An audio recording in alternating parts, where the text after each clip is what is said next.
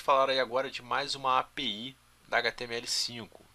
API HTML5 Drag and Drop. É o nosso famoso arrastar e soltar. É uma API relativamente simples. A grande chave, o grande segredo dessa API é inserirmos o atributo Draggable com o valor True. Fazendo isso, aquele elemento que a gente está se referindo ele vai se tornar arrastável.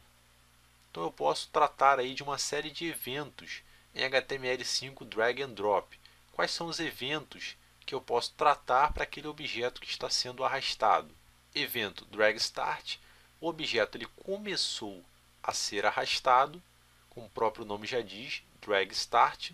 O evento que a função recebe tem o atributo Target, que contém o elemento sendo arrastado. Então, bem tranquilo, nome autodescritivo.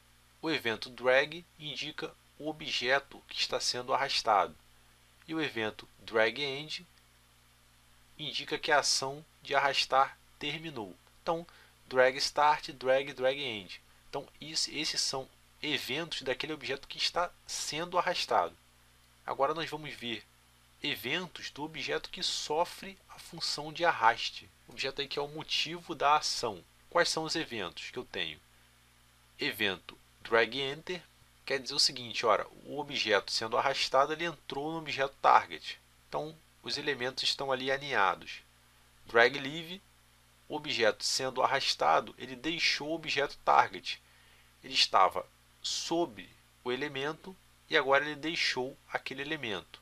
Evento drag_over, o objeto que está sendo arrastado ele se move sobre o objeto target. Ele está fazendo aí um movimento. E a ação padrão desse evento, do evento drag_over, é cancelar a ação de drag atual, a ação de arraste atual. E outro evento aí é o evento drop, o objeto sendo arrastado foi solto sobre o objeto target. Então, drag_over, o objeto se move e o evento drop, o objeto sendo arrastado foi solto. A ação padrão desse evento drag_over é cancelar a ação de drag atual, a ação de arraste atual. Em objetos que recebam esse drop, é preciso setar aí uma ação drag_over com no mínimo return falso. Já as seleções de texto elas são automaticamente arrastáveis. A gente não precisa do atributo draggable, então informação aí importante. Se a gente quiser aí criar uma área para onde seleções de texto possam aí ser arrastadas, basta tratarmos esses mesmos eventos.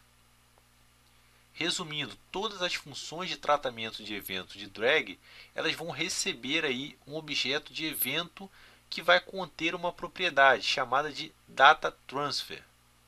O que é o data transfer? É um dataset comum a todos os eventos durante essa operação de drag. É uma API aí bem tranquila. Ela possui apenas aí um atributo, que é o atributo draggable.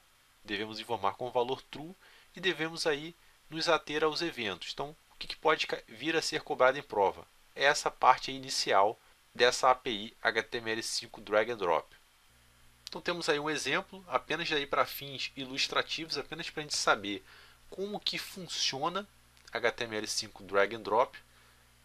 Não vamos nos aprofundar muito nessa API. Aqui a gente vai colocar um exemplo completo do uso de HTML5 Drag and Drop e no próximo slide nós vamos explicar passo a passo o que acontece com esse código anterior. Primeira coisa, nós vamos tornar esse elemento arrastável. Bem tranquilo, fazendo uso aí do atributo draggable igual a true. É a parte mais importante dessa API. O que eu preciso fazer agora? Eu preciso especificar o que deve acontecer quando esse elemento é arrastado. Ora, esse elemento vai ser arrastável. Eu marquei ele com draggable igual a true. E agora, o que deve acontecer? E o atributo onDragStart ele vai chamar uma função de drag, uma função ou evento que especifica os dados a serem arrastados. Então vimos aí, temos o método datatransfer.setData, exatamente aqui, do meu objeto EV, que foi passado por parâmetro, e eu vou definir o que? Vou definir o tipo e vou definir o valor dos dados a serem arrastados. O tipo dos dados é o tipo texto, e o valor é o ID do elemento arrastável. esse ev.target.id é o identificador do elemento que foi colocado como arrastável. No nosso exemplo aqui, o elemento cujo ID é drag1. Agora, a gente já estudou o evento onDragOver, onde eu devo soltar esse elemento. Esse evento especifica exatamente isso, onde esses dados arrastados eles vão poder ser soltos. Por default, esses dados ou elementos, eu não posso soltar ele em cima de outros elementos. Para permitir isso, a gente deve evitar a manipulação padrão do elemento. Então, a gente pode fazer isso chamando o método preventDefault do objeto event. E como que a gente faz o drop? Como que a gente solta esse elemento? Quando esses elementos arrastados são soltos, a gente já viu isso, ocorre o evento de drop. Então, nesse exemplo acima, é exatamente isso que acontece. O atributo onDrop ele vai chamar uma função de drop. Function drop, passando aí ev. Vou pegar esse ev, vou chamar o método preventDefault, que a gente já explicou em cima para que serve. Vou criar uma variável chamada de data. Vou receber o objeto. E após isso, vou aplicar o método appendShield em cima daquele elemento que foi pego pelo nome aqui, método getElementById. Já falamos para que serve o método preventDefault: impedir que possamos manipular os dados de forma padrão, impedir que o navegador manipule aqueles dados. E esse padrão será aberto com um link onDrop. Nós vamos pegar agora os dados arrastados a partir do método dataTransfer.getData. É para isso, exatamente para isso que esse método serve. E ele vai devolver os métodos definidos para o mesmo tipo do método setData. E o dado arrastado é o ID do elemento arrastado, drag1. Vamos voltar aqui um pouquinho. O dado arrastado ele é pego pelo ID, document.getElementById.data. Quais browsers oferecem suporte a HTML5 drag and drop? IE versão 9 ou superior, Opera, Chrome, Safari suportam essa API. O drag and drop ele não funciona no Safari 5.1.7 e versões anteriores. Esse código do HTML5 drag and drop ele pode ter ficado um pouquinho confuso para vocês. O objetivo não era isso, o objetivo era explicarmos para que serve essa API drag and drop. Seu significado é bem tranquilo. Explicar detalhadamente para que serve cada evento daquele. Isso a gente fez de forma bem tranquila. E a gente viu como cada evento se encaixa. Não se atenham tanto à sintaxe desse código. Isso aí é uma coisa que dificilmente vai ser cobrada em prova. A gente conseguindo saber para que serve a API, conseguindo saber onde que se encaixa cada evento da API drag and drop, a gente consegue aí acertar as questões de concurso. O exemplo foi apenas para ilustrar e para a gente ver onde que cada evento se encaixa. Agora a gente vai falar da API Storage, uma grande novidade da HTML5, talvez aí um dos melhores recursos que foram criados nessa versão 5 da HTML.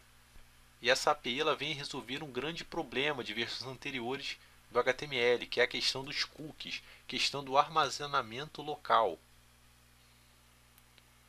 Quais problemas aí que a gente enfrentava nas versões anteriores e que foram resolvidos aí com a API Storage? Um dos problemas, nós não tínhamos uma forma aí simples de fazer que as ações do usuário pudessem ser refletidas na próxima página. Por exemplo, o usuário abriu e fechou itens em um menu e uma árvore. Em seguida ele navegou para a próxima página. Como que nós conseguíamos antes pegar esse menu e fazer com que ele aparecesse no mesmo estado na segunda página? Isso era um problema que nós tínhamos aí em HTML versões anteriores. Outro problema também, nós não tínhamos uma forma simples de fazer com que essas ações do usuário em uma página Ajax, por exemplo, respondessem corretamente aos botões de controle aí do histórico do navegador, aqueles famosos botões de voltar e avançar do navegador. Nós não tínhamos muito controle sobre isso. Outro problema também que a gente tinha e que a API Storage vem para resolver é o problema aí no uso de cookies, Que problemas a gente tinha no uso de cookies? Um deles é a sua baixa quantidade de armazenamento. Os cookies, por incrível que pareça, nós podíamos armazenar apenas 4 KB de dados, em média, por cookie. Poder de armazenamento muito pequeno. Eu tinha também um armazenamento limitado, em média 300 cookies por navegador, quantidade também muito pequena. Outra coisa também, nós tínhamos que incluir os cookies em cada requisição HTTP. Olha o tráfego de rede, olha o tráfego de dados desnecessário e aumento de consumo de banda que ocorria. E outro motivo, outra desvantagem do uso de cookies é sua vulnerabilidade, aqueles ataques maliciosos. Isso daí talvez seja o principal motivo do qual o uso de cookies é desaconselhável. Então, antes da versão em HTML5, esses dados eles eram armazenados em cookies. Cookies eram muito usados. Como a gente acabou de falar, esse armazenamento local ele é seguro. Então, a ideia do uso de cookies é uma ideia muito interessante. Ora, vou armazenar os dados do meu usuário na própria máquina do usuário, não vou ficar sobrecarregando o servidor. A ideia é boa, porém tem as desvantagens que a gente acabou de citar. Eu armazeno aquelas grandes quantidades de dados localmente e não preciso afetar o desempenho do meu servidor. Bom, falamos aí desvantagens do uso de cookies. Falamos aí problemas que tínhamos em versões anteriores ao HTML5. E quais são as vantagens da API Storage? Por que eu devo usar a API Storage? Seu limite de armazenamento é extremamente superior. Eu tenho aí no mínimo 5 MB para guardar de informações na máquina do usuário. E essas informações elas não são transferidas para o servidor. Olha a economia de consumo de banda que eu estou fazendo. Ora, enquanto eu tinha 4 KB no uso de cookies, agora eu tenho 5 MB. Olha a ordem de grandeza aí que a gente tem muito superior na API Storage. O armazenamento local agora ele funciona por domínio. Todas as páginas do domínio elas podem acessar os mesmos dados. Olha que facilidade, olha que coisa boa a API Storage nos trouxe. Então, pessoal, não tem dúvida nenhuma, né? Eu utilizando a API Storage é muito melhor do que eu fazer uso de cookies. Então, a gente vai ver aí que nós temos HTML5 Local Storage e temos também HTML5 Session Storage. A gente vai ver a diferença entre esses dois recursos mais à frente. Por hora, basta sabermos que utilizarmos HTML5 Local Storage é muito melhor do que o uso de cookies. Daí nós demos vários exemplos das vantagens que são obtidas. Então, pessoal, quem já trabalhou aí, quem já desenvolveu na parte web, provavelmente conhece o antigo problema do objeto history do navegador e aqueles famosos métodos, método go, método back, método forward. E esses métodos eles nos permitiam, via JavaScript, um controle aí bem básico do histórico de navegação do usuário. Era um controle muito perigoso. Agora HTML5 fez o que? Pegou esse famoso objeto history e fez um acréscimo de dois novos métodos. O primeiro é o método pushState e o segundo é o método replaceState. O método pushState eu acrescento uma entrada na lista de histórico, então funciona como um vetor. Eu vou colocando dados ali naquela lista de histórico. ReplaceState eu modifico uma entrada atual nessa lista de histórico. Esses dois métodos deixaram o objeto history muito mais robusto. Então aqui a gente tem um exemplinho em que eu tenho 3 elementos de conteúdo numa página e um script que vai exibir um deles de cada vez, de acordo com os cliques do usuário. Olha como que ficou muito mais fácil a manipulação do objeto history. Primeira parte do exemplo tem aí a função showContent. Primeiro eu escondo todos os elementos de conteúdo, faço um for de 1 até 4, modifico aqui o nome do meu elemento de acordo com o meu item do meu for. Então vou esconder esses elementos e após isso eu vou fazer o que? Vou exibir o elemento escolhido a partir aqui da variável n.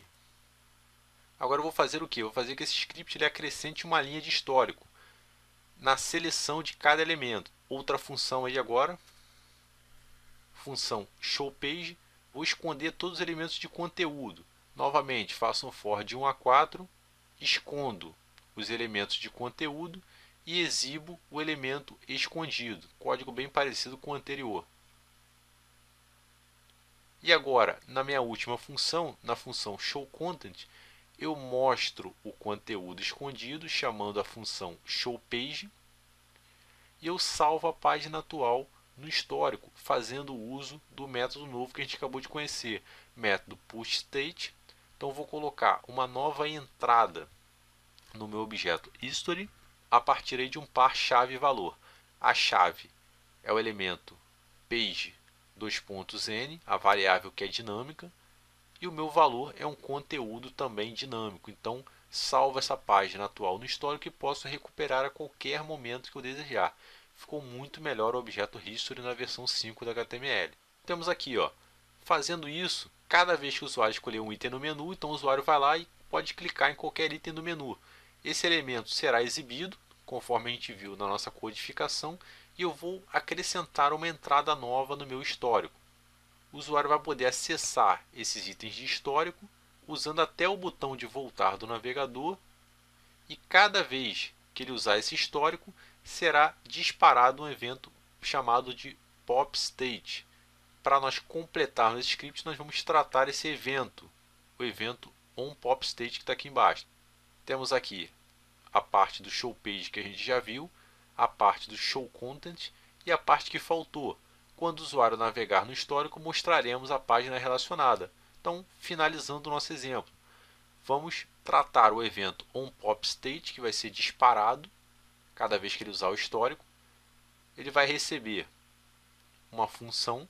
Opa, aquele objeto.state exibe a página desejada. Então, bem tranquilo aí, né, pessoal? Um uso básico aí do elemento history com os novos métodos que foram incluídos nele.